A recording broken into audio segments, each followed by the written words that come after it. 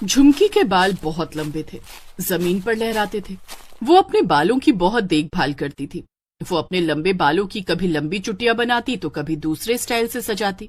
लेकिन शादी के बाद झुमकी की लंबी चुटियां उसके लिए मुसीबत बन गई। झुमकी चौखट पर बैठकर अपने बालों में तेल लगाकर चुटियां बना रही थी। वो चुटियां बनाकर जब खड़ी हुई तो उसकी चुटियां जमीन पर लहरा रही थी। झुमकी को अपने लंबे बाल बहुत पसंद थे। वो उन पर इठलाती, इतराती, पूरे गांव में घूमती।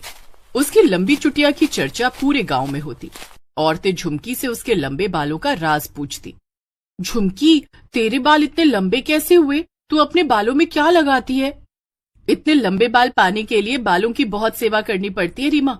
मैं इनमें रोज तेल लगाती हूँ, इन्हें मुल्तानी मिट्टी से धोती हूँ, कभी शैम्पू नहीं लगाती। अच्छा, तभी तेरे बाल बहुत सुंदर और इतने लंबे हैं। झुमकी को अपने लंबे बालों पर बहुत नाज था। धीरे धीरे दिन गुजर रहे थे। एक दिन उसे देखने के लिए लड़के वाले आए।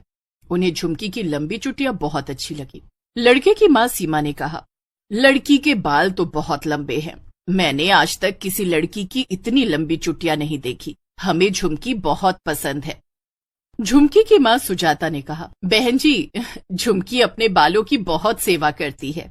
जो लड़की अपने बालों की इतनी सेवा कर सकती है वो सास ससुर की सेवा भी करेगी। बिल्कुल करेगी बहन जी। तो ठीक है, हमें ये रिश्ता मंजूर है। इस तरह झुमकी की शादी नरेश से तय हो जाती है। कुछ दिन के बाद दोनों की शादी हो जाती है। शादी के बाद जब झुमकी अपने ससुराल आती है तो हर तरफ उसकी लंबी चुटिया की चर्चा होने लगती है। महिलाएं उसकी लंबी चुटिया देखने आने लगी। अरे सीमा, मैंने सुना है नई बहू की चुटिया जमीन तक लंबी है।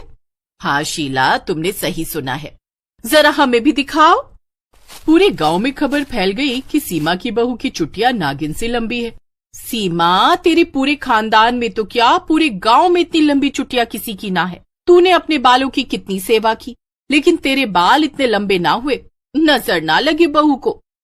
शीला, पहले लड्डू खाओ ना, मैंने बनाए हैं। बहू तो यहीं रहेगी। इसकी चुटिया देखने के बहुत मौके मिलेंगे। झुमकी की लंबी चुटिया की तारीफें सुनकर उसकी सास सीमा जलने लगती है। जब से झुमकी आई है सब उसकी लंबी चुटिया की तारीफ कर रहे हैं। अब इसकी लंबी चुटिया किसी को देखने नहीं दूंगी। सभी मेहमानों के जाने के बाद सीमा ने झुमकी से कहा, बहू, अपनी लंबी चुटिया का जूड़ा बना ले और इन्हें घूंघट से ढक कर रख, और खबरदार जो कभी अपने बालों को खोला। लेकिन क्यों माँ जी? बहू, तू बहुत भोली है। मैं नहीं चाहती कि तेरे लंबे बालों को किसी की नजर लगे। झुमकी को सास सीमा की बात अच्छी नहीं लगी, लेकिन वो उसकी बात टाल नहीं सकती थी। उसे ना चाहते हुए भी अपने लंबे बालों का जूड़ा बनाना पड़ता था। वो अब अपने बालों की सेवा भी नहीं कर पाती। जब भी वो अपने बालों में तेल लगाती, अपने बालों में तू 2-2 घंटे तेल लगाती है, कभी मेरे घुटनों में भी तेल लगा दिया कर, बहुत दर्द रहता है। हमने तो यही सोचकर तुझे अपनी बहू बनाया था कि बालों की इतनी सेवा करने वाली लड़की अपने सास ससुर की भी इतनी ही सेवा करेगी। लेकिन तुझे तो हमारी फिक्र ही नहीं है, सिर्फ अपने बालों को संवारने में लगी रहती है। नहीं माँ जी, ऐसी बात नहीं है। मैं अभी आपके घुटनों में तेल लगा देती हूँ। झुमकी अपने बालों को छोड़कर सास के घुटनों में तेल लगाने लगती है। उसके बाद वो घर के दूसरे काम में लग जाती है। इतने में वो अपने बालों का जूड़ा बनाना भूल जाती है और उसके बाल जमीन पर लहरा रहे होते हैं। झुमकी रसोई में खाना बना रही थी कि सास सीमा ने देखा कि आस पड़ोस के लोग अपने अपने घरों से झांककर झुमकी के बाल देख रहे थे। ये देखकर सीमा से रहा न गया। वो झुमकी के पास आई और उसे डांटते हुए बोली, बहू, तुझे कितनी बार कहा है कि अपने लंबे बालों का जूड़ा बनाकर उन्हें घूंघट से ढक कर रखा कर, लेकिन तुझे समझ नहीं आता। गलती हो गई माँ जी, मैं भूल गई थी। अभी अपने बालों का जूड़ा बनाती हूँ। ऐसा कहकर झुमकी ने फौरन अपने बालों का जूड़ा बनाया और उन्हें घूंघट से ढक लिया। वो कभी अपने बालों को धोती तो सीमा उसे छत पर बाल सुखाने भी नहीं देती। बहू, तू छत पर क्या कर रही है? माँ जी, आज मैंने बाल धोए हैं, इन्हें सुखा रही हूँ। जल्दी से घर के अंदर आ जा। झुमकी छत से उतरकर घर के अंदर आती है। क्या बात है माँ जी? बहू, तू बाल सुखाने छत पर नहीं जाएगी। आज से तू अपने बाल कमरे में ही सुखाएगी। लेकिन माँ जी, इतने लंबे बाल कमरे में कैसे सूखेंगे? मुझे कुछ नहीं पता। इन्हें जल्दी से सुखाकर जूड़ा बना ले। झुमकी के बाल पूरी तरह नहीं सूखे थे। वो गीले बालों का ही जूड़ा बना लेती है। झुमकी मन ही मन सोचती है, शादी से पहले कितनी आजादी थी।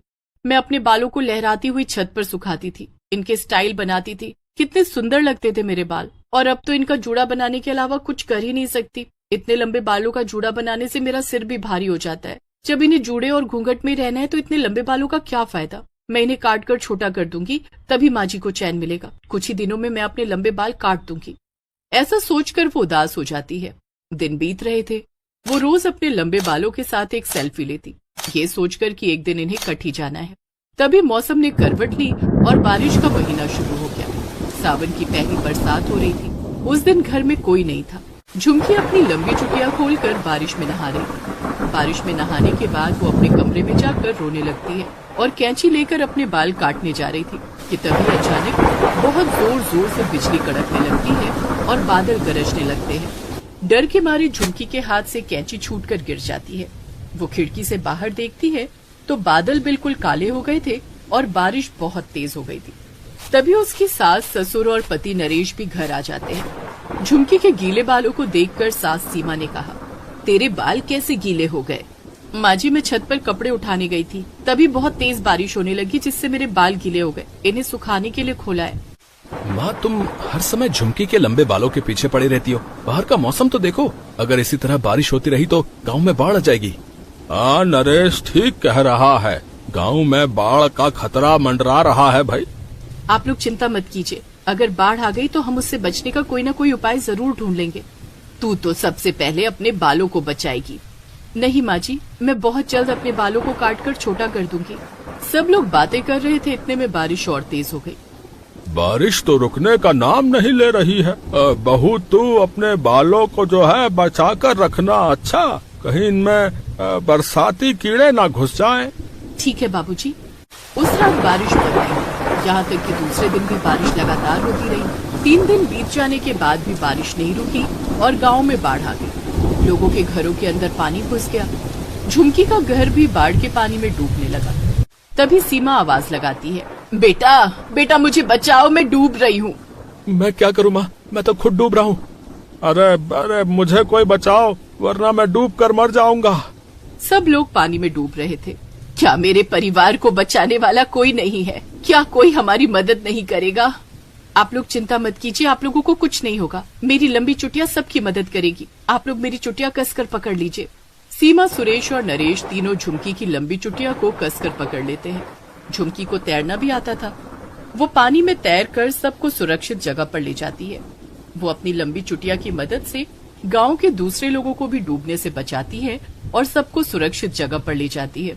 2 दिन के बाद जब बाढ़ का पानी उतर जाता है, तब गांव के लोग झुमकी की लंबी चुटिया की बहुत तारीफ करते हैं। सीमा, तेरी नई बहू की लंबी चुटिया ने हम सबकी जान बचा ली।